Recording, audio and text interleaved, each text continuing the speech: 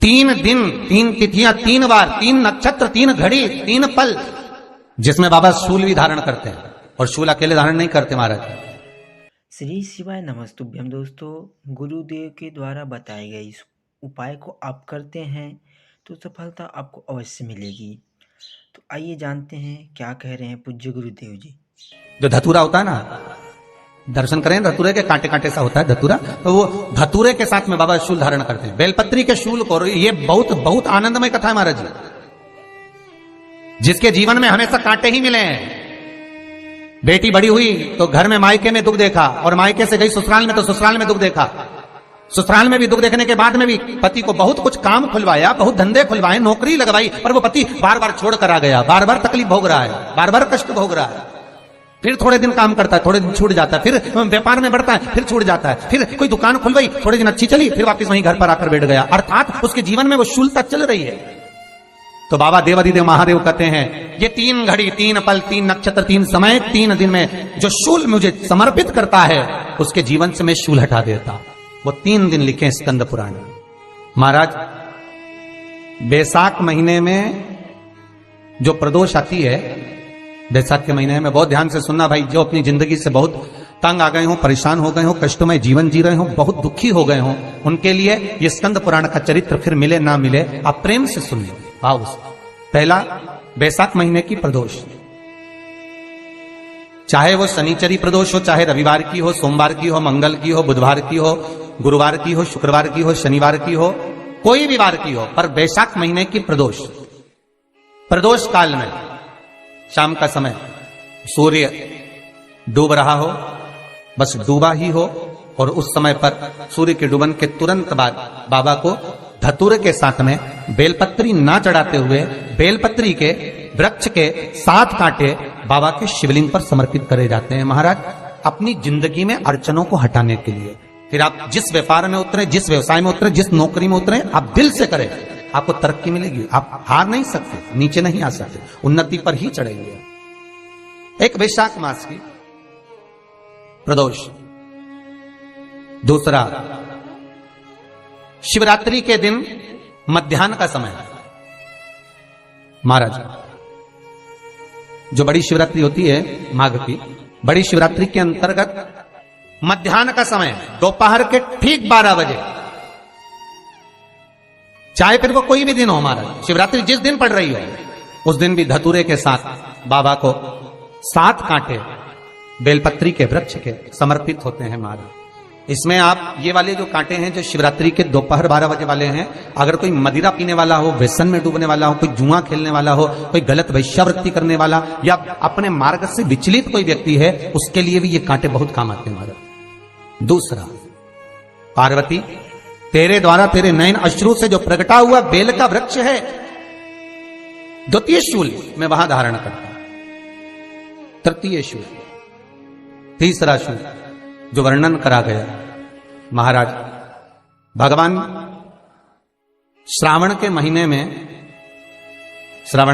में जो भी दूसरा सोमवार पड़े, जो भी पड़े, श्रावण के महीने का जो दूसरा सोमवार होता है, उस दूसरे सोमवार में रात्रि के समय पर, अर्थात शास्त्र अब घड़ी और पल का स्मरण करेंगे तो रात्रि के बजेंगे 10 से 12 बजे महाराज, 10 से 12 के बीच में धतूरे के साथ बाबा को शूल समर्पित होता है महाराज। ये भी हमारी बाधाओं को, हमारी तकलीफों को, व्यापार व्यवसाय के लिए, नौकरी सर्विस के लिए, बहुत सारे एग्जाम में आप बैठ लिए, गवर्नमेंट एग्जाम के लिए बैठ लिए, नहीं हो रहा, ये 3 बार मेरे शंकर को बेलपत्री के वृक्ष के शूल समर्पित होते हैं, उसका आनंद पाना और उससे अपने को सुख प्राप्त करना।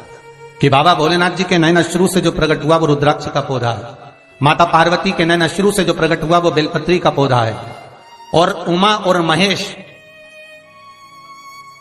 जिस महेश के वंशज हैं महेश्वरी, जिनकी 12 खाम प्रगटी है भगवान महेश के द्वारा, वो महेश और उमा और महेश का जो चरित्र है कि उमा और महेश का जब प्रागट्य हुआ, उमा और महेश जब दोनों आनंद में विभोर होकर जब चलते हैं, और दोनों के बैठने से तप मुद्रा से जो पौधा उत्पन्न होता है वो शमी का पौधा है, शमी का पौधा। तो एक बात ध्यान रखिए, शिव जी के द्वारा जो निर्मित हुआ उसमें कोई शूल नहीं है, उसमें कोई कांटे नहीं है। पार्वती के द्वारा जो निर्मित हुआ बेलपत्री का पौधा, उसमें कांटे हैं। और पार्वती के मिलन से भी जो उत्पन्न हुआ है शंकर के साथ में, उसमें भी कांटे हैं। शमी के पौधे में भी कांटे हैं, शमी के वृक्ष में भी कांटे हैं। तो पार्वती जी स्कंद पुराण में प्रश्न कर रही हैं भोलेनाथ जी से कि प्रभु मुझे ये बताओ कि आपके द्वारा जो निर्मित हुआ उसमें शूलता नहीं है, पर मेरे द्वारा जो निर्मित हुआ उसमें शूल क्यों आया है, उसमें कांटा क्यों आया है? थोड़ा सा माताओं, मेरी जीजियों, आपको थोड़ा बुरा तो लगेगा इस प्रसंग को सुनकर, पर लग जाए, पर आज कथा निकली है तो सुन लो है? कि शिवजी जिस रुद्राक्ष को उत्पन्न कर रहे हैं उसमें शूलता नहीं है, पर पार्वती जी जो संग में मिली हैं उसमें भी शूलता है, और पार्वती के द्वारा जो प्रकट हुआ बेलपत्र उसमें भी शूलता है। तो भगवान महादेव बोलते हैं, पार्वती मैं तुझे कुछ कहूं और कहने पर तुझे तेरे हृदय में कोई बात चुभे, शूल लगे तो मुझे ठीक नहीं लगेगा। नहीं नहीं नहीं, आप कहिए प्रभु, मैं सुनने के लिए तैयार हूं, आप तो बोलो कि कारण क्या है। भगवान कहते हैं, पार्वती बस अंतर इतना है, नारी का जो स्वभाव होता है, स्त्री का जो स्वभाव होता है, उसके हृदय में छोटी छोटी बात के शूल बहुत होते हैं। जेठानी ने यह कह दिया, देवरानी ने यह कह दिया, तुम्हारी मम्मी ये बोल दी, तुम्हारे पापा ने यह कह दिया, तुम्हारी बहनों ने यह कह दिया, तुम्हारे भाई ने यह कह दिया, तुम्हारे रिश्तेदार ने यह बोल दिया। ये नारी के भीतर ये शूलता रहती है। तो पार्वती जी बोली कि जितना तप आपने करा उतना तप मैंने करा, और जितनी साधना आपने करी उतनी साधना मैंने करी, और जितना आराधना दिल से आपने करी उतनी आराधना दिल से मैंने करी, फिर इसमें शूलता कहां से आ गई? भगवान शिव बोले, बस पार्वती बात इतनी सी है कि जब मैं आराधना करने बैठता हूं तो मेरी दृष्टि में सम्मुख में कुछ नहीं होता। जब मैं आराधना करने बैठता हूं तो मेरी दृष्टि में मेरे सम्मुख में कुछ नहीं होता कि कौन ने क्या करा है, कौन ने क्या बोला है, कौन क्या कर रहा है, उससे मुझे मतलब नहीं होता, उससे मुझे कोई मतलब नहीं। पर पार्वती जब तू आराधना करने भी बैठती है ना, तो तेरी चित्त वृत्ति में कहीं ना कहीं किसी ना किसी रूप में कोई शूल आ ही जाता है। कई माताओं की आदत देखी साहब, भगवान की सेवा करने बैठी है तो भी भीतर थोड़ा सा शूलता भरी हुई है। महाराज बताओ, इतने सारे भगवान इकट्ठे कर लिए, मैंने बोला था बहू से कि वहां रख लेती है, बताओ इतने सारे यहां पर लाकर रख दिए हैं, अब इसकी सेवा करना पड़ रही है, अब ये करना पड़ रहा है। प्रसाद लेने के लिए रसोई घर में गई, भगवान का भोग लगाने के लिए, तो उसमें भी शूलता आ गई। इतने घंटों से मैं सामान ढूंढ रही, फ्रिज में मिल ही नहीं रहा, मैंने रख के गई थी, भगवान जाने कहां चले गए। भगवान को वस्त्र पहना रही है तो शूलता है। अलमारी का ड्रॉज खोला, इसमें मैंने सामान रखा था, ना जाने भगवान का श्रृंगार कहां चले गया, कौन ने हाथ लगाया, फिर शूलता आ गई।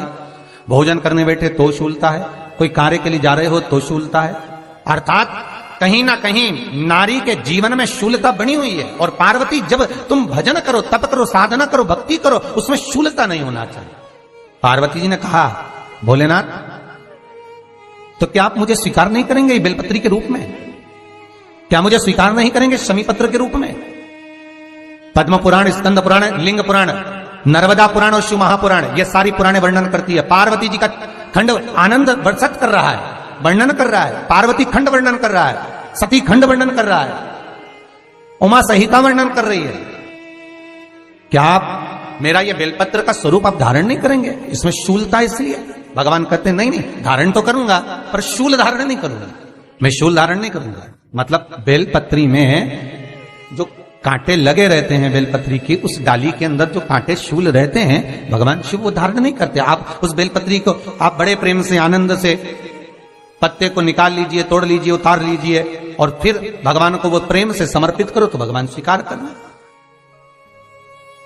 पर भोलेनाथ, ये बेलपत्री का जो वृक्ष है मेरे नयन अश्रु से उत्पन्न हुआ है, मेरे द्वारा उत्पन्न हुआ है, फिर तो इन कांटों की कोई महत्वता ही नहीं है, इन शूल की कोई महत्वता नहीं है।